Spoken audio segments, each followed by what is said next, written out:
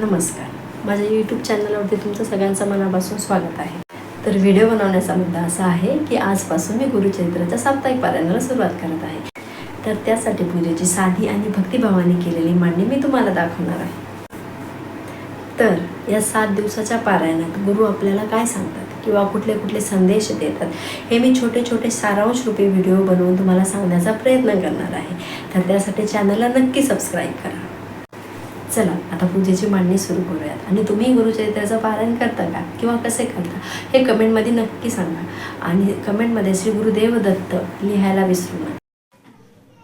सर्वात आधी पाट मांडण्यासाठी मी ती जागा स्वच्छ पुसून घेतली होती आणि त्यानंतरच त्यावर पाट मांडला आणि एक स्वच्छ कपडा अंथरून घेतला आहे। मग 7 दिवसाच्या पारायणासाठी अखंड दिवा पेटवून घेतला।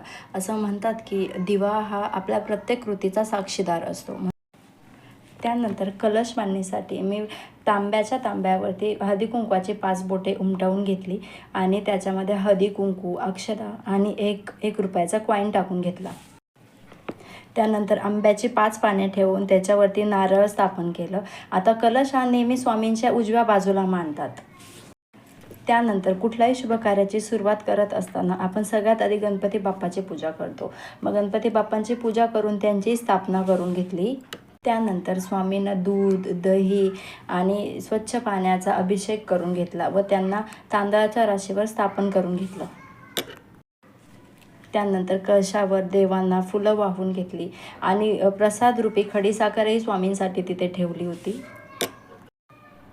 धूप वगैरे पेटवून घेतला। सोबतच एका स्वच्छ पाटावर स्वच्छ कपड्यामध्ये गुरुचरित्र ठेवलं आणि गुरुचरित्राचीही पूजा करून घेतली। चला अशी केली मी पूजेची साधी मांडणी। यामध्ये काही चुकलं असेल तर कमेंट करून नक्की सांगा। श्री स्वामी समर्थ।